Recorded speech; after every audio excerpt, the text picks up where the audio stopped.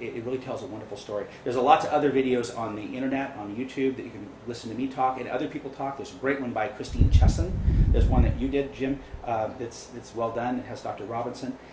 There's a bunch of places to get the information. So I'm just kind of open the can of worms to let you go do your own research and just touch on the big stuff tonight, so you can kind of go into this huge new world of whole food medicine, which prevents disease and prevention. And the miracles are there. They aren't miracles. They're basic physiology, guys. Basic physiology. As I stand here tonight, I'm about 500 trillion to 700 trillion bacteria, and about 1/10 to 1/15 that amount genetically human, as far as my DNA is concerned. And that goes for all of you as well. Now, if you think about it, if you're a celestial observer looking at Earth, saying, oh my God, we're crazy, we're all committing suicide. Because what are we doing? We hate bacteria. We don't ingest any of it, like we did in prior centuries.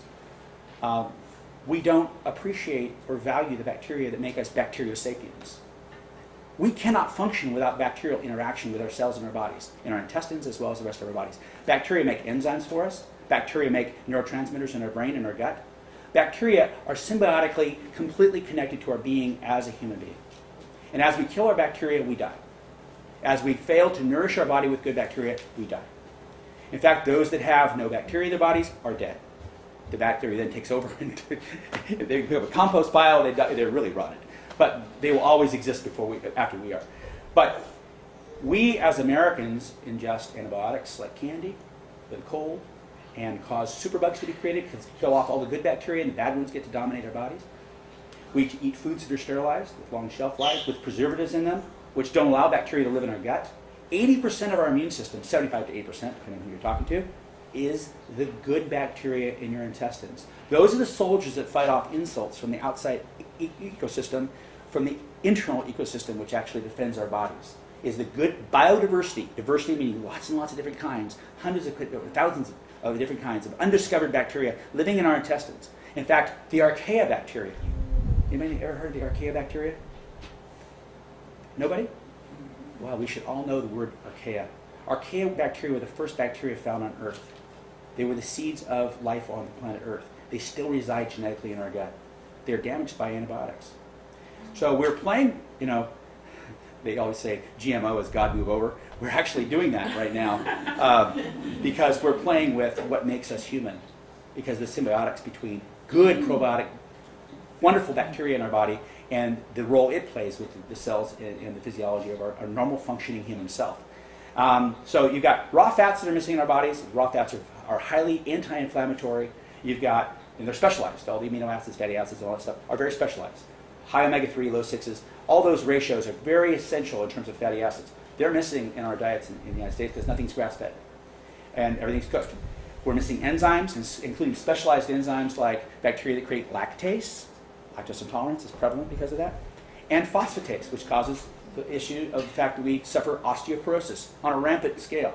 Now, when I was a paramedic, when I heard slip and fall, I thought, oh, bone fracture, start thinking about a hip, start thinking about some old lady's going to go to a con home, she's going to go to a con home, and then she's going to get a decubitus ulcer on her lower back, she's going to get an infection, she's going to get antibiotics, and then she's going to get pneumonia, and she's going to die. It was a 6 months rollout. She's going to die in 6 months.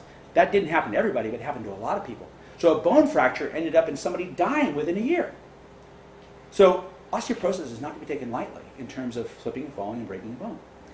And phosphatase enzyme found at very high levels in raw milk is gone in pasteurized milk and not found literally in any other food. I don't know. There may be some place. I don't know. But I know that it's rarely found. It's found in raw milk, though. It may be found in some other things. But I don't know where they are. People that tell me phosphatase is a rare enzyme. So those people that suffer osteoporosis don't make phosphatase enzyme. And raw milk provides it for you. So the big lie about pasteurized milk being able to build bone density in people that have osteoporosis is literally the big lie. And it's been one perpetrated for many, many years. But it was discovered back in the 30s that, in fact, people that drink pasteurized milk had a much higher level of osteoporosis, couldn't build bone density. But now we know that if you drink raw milk, if you suffer osteoporosis, you will start to build bone density rapidly over time. You can actually see that scientifically by bone scan. And we have lots of customers that are totally excited about that, the fact that their bone density is way up after drinking raw milk for just a year. Mark, can we get any of the testimonies from those people that have? Absolutely. Giuliani's one of the names. She testified in front of the Senate hearings. Everything I'm talking about tonight is available actually on the internet in front of Senate hearings, 6 hours of tapes that were done in front of the Senator Dean Flores just a few months ago with the SB 201's hearings. Professionals actually testified to what I'm speaking about tonight, which is really pretty exciting. You know, you think, yeah, I want to listen to that snake oil salesman, Mark McAfee. Well, interesting thing about it is everything I'm saying tonight is actually completely backed up with science in terms of testimony in front of state legislature, as well as science that's been discovered, not necessarily in Europe, in the United States, but in Europe. In Europe, there's this science all over the place. The FDA will not allow it to be published, and nobody wants to spend money on it in the United States. So, with that said, let's talk a little bit about raw milk. I have a handout here for all of you this evening, and I'd like to kind of hand it around the room so everybody has one. And I think I've kind of touched on a few things about why raw milk could be good for me, but raw milk is actually the tip of the iceberg. It's not just raw milk, it's all of the foods you find at the farmer's market. It's not just raw milk. Raw milk is just the most famous of all of them, okay? But when you go to a farmer's market, you see the potatoes, and you see the onions, and you see the sauerkraut, it's fermented, you see the raw milk, and you see the grass-fed beef. All those foods are directly from the farm, from natural sources.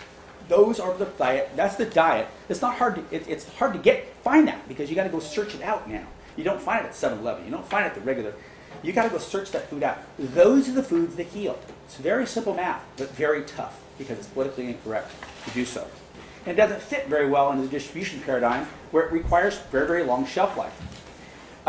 There are 1, 2, 3, 4, 5 things that I wanted to touch on briefly before we get into looking at the video and stuff. Lactose intolerance. There is no lactase enzyme found in raw milk, but the lactobacillus bacteria, the bifidobacteria, is in raw milk that creates the lactase enzyme for you when those bacteria reach your intestine. So after you drink raw milk for a short period of time, you actually start to re-inoculate and seed into your gut those bacterium which actually create the lactase enzyme for you if you don't make it for yourself. So there's no lactose intolerance associated with raw milk. There is occasionally, I'm talking 1 in a scant 500 people, may have a little sensitivity up front where after a few days of drinking raw milk, it goes away because of the fact they haven't got enough of that bacteria in their gut working yet, if they're really sensitive to lactose intolerance. There was a guy by the name of Brian Dickman. He's an attorney up in San Jose, and I didn't know him from anybody, who came and testified in the Senate hearings this last year.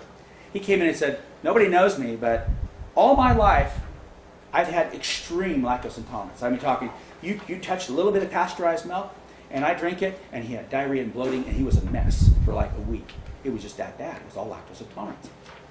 Well, he discovered raw milk, and he saw me on the internet, and this and that and the other thing, and he drank some raw milk and didn't have any problems with it. He started drinking more, and he was like, oh, I love this stuff. And his digestive tract was fine, no diarrhea, everything was fine. And then he came to the hearings, and he started hearing me talk about the fact that if you knock out the bacteria, you knock out the ability to make enzymes.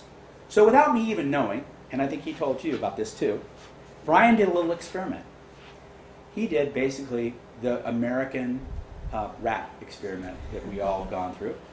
He said, you know what, I'm going to just do a bunch of raw milk and enjoy myself for a month, and then I'm going to take a bunch of antibiotics left over from my kids' ear infections that they've had, and knock all those good bacteria out and see what happens. So he overdosed on a bunch of antibiotics for 2 weeks. He was hurting, but he knocked out all the good bacteria in his gut using all kinds of different kinds of antibiotics. He tried to drink some pasteurized milk. He had horrible lactose intolerance again.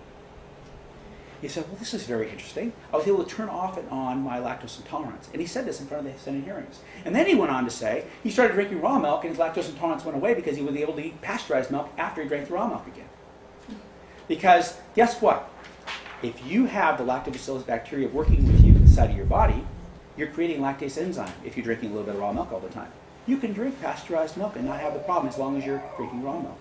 So the best partnership in the world would be for the pasteurized milk people to wake up and realize that they need to have a partnership with raw milk dairies so they can impact 25% of the population that can't drink pasteurized milk and make people feel a lot better. Imagine all the ice cream they could sell.